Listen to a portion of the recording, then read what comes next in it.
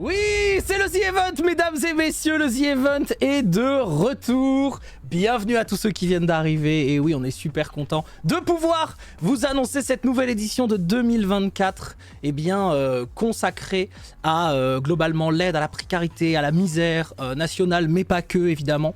Et avec quelques nouveautés dans ce The Event, pas uniquement des nouveautés, et on va en parler un petit peu ce soir parce que on a beaucoup discuté, beaucoup réfléchi pendant cette année où on n'a pas fait de The Event, et cette année, le The Event reprend. Donc en gros, ce soir, on va discuter un petit peu de ce qui s'est passé, puisque vous avez vu que dans le trailer, si vous avez été un petit peu attentif, il y a des choses qui ont changé. On sera 36 sur place, on sera seulement 36 sur place, mais par contre avec la possibilité pour des streameuses de participer en ligne. Je précise d'ailleurs que on a déjà la volonté avec The Event d'en faire un événement ouvert à toutes et tous, mais que cette année, c'est un premier test de mettre seulement 100 personnes. À l'avenir, on aimerait que le The Event soit un événement que tout le monde puisse faire et que tout le monde puisse récolter de l'argent sur sa cagnotte.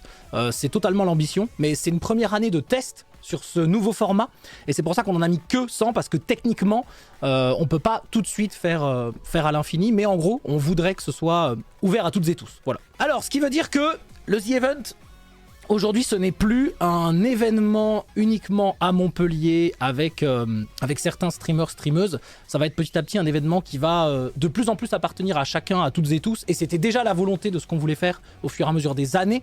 Comme vous le savez, le The Event au départ, pour ceux qui le savent, c'était dans mon salon, c'était une bande de potes streamers, puis ça s'est un petit peu élargi, puis c'est devenu...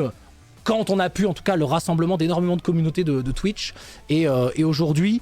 j'aime le fait que cet événement rassemble énormément de communautés, énormément de streamers, streameuses, même si on les connaît pas, ou qu'on les connaît moins, ou que je les connais pas, ou que je les connais moins. Donc c'est pour ça qu'on voulait essayer de, justement, élargir le plus possible ce The Event là, et que tout le monde puisse aussi se l'approprier. Donc les 136 streamers seront bien sur place et 100 en ligne. Ouais, exactement. Exactement, il y aura toujours un événement à Montpellier avec voilà, une trentaine, quarantaine de streamers. D'ailleurs, il y en a qui viennent que le premier jour, que le dernier jour, mais qu'on n'a pas forcément mis dans la liste, qui vont communiquer au fur et à mesure. Parce qu'il y en a qui ne pouvaient pas forcément.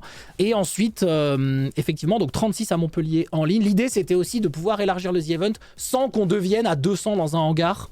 Et c'était un peu la meilleure solution qui permet en plus, comme je vous ai dit, de permettre à toutes et tous de participer, puisque un peu à l'instar du Téléthon, il y a un peu ce truc de l'effort commun qui amène vers une bonne cause. T'auras plus de mégaphone, du coup tu vas le faire gagner. Ah ouais, tu crois ça?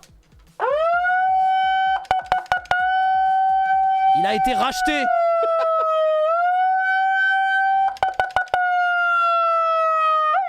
Il a déjà été racheté.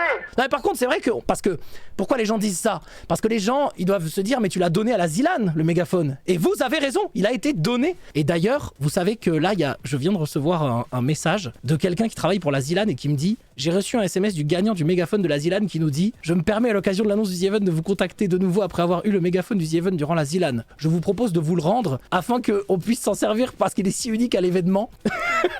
Si ça peut aider, il n'y a pas de problème, je le renvoie, etc. Donc t'es une légende, hein. T'es une légende absolue, mais c'est ton mégaphone, tu l'as gagné, tu le gardes, c'est tout, c'est comme ça. Et je suis content que ce soit public. Oh là là, ça fait tellement longtemps qu'on travaille dessus et qu'on va pouvoir maintenant en parler librement et tout. Enfin. Non, ça fait trop plaisir. Quand tu fais pour Jamélik, même sans faire exprès, je trouve ça trop dur. Bah déjà, je travaille pas avec JDG, ou alors très peu. Tu vois, je me limite. Tu vois, par exemple, JDG, c'est quelqu'un, il faut lui donner les dates d'annonce dans les derniers instants. Hein, tu vois, ça c'est très important. Il a failli leak tout à l'heure, ouais, je sais. Mais vous savez que ça fait genre une semaine que tous les jours, je reçois des gens sur Instagram ou sur Twitter qui me disent: je crois que JDG, il a leak un bout du The Event ou un truc comme ça et tout. Rayou m'a dit qu'il avait failli leak hier soir aussi. Il m'a dit: oh mec, j'ai failli leak, mais t'inquiète, j'ai retourné le truc. Ça m'a bien fait marrer. Mais non, putain. Ah, ça va, Fred, t'inquiète. Rayou, il m'a dit: j'ai failli spoil The Event. Pour la première fois de ma vie, en 10 ans de streaming, j'ai failli spoil un truc, mais j'ai réussi à tourner ma phrase, c'était un numéro d'équilibriste. Je pense que je suis le GOAT. Il m'a dit ça. Mais j'ai pas reçu trop de tweets. En général, la force du leak, c'est savoir combien de mentions je reçois, tu vois. Et j'avoue, j'ai plus reçu des mentions concernant Fred JDG que concernant Étoile. Donc j'imagine que ça s'est plutôt bien passé pour Rayou, quoi. Je pense. Je sais pas, je pense. Donc je pense qu'il a été le GOAT. Non mais Fred, en plus j'ai reçu rien. J'ai leak RPZ2, je me suis trompé. Ah oui, merde. Non mais ça c'est bon.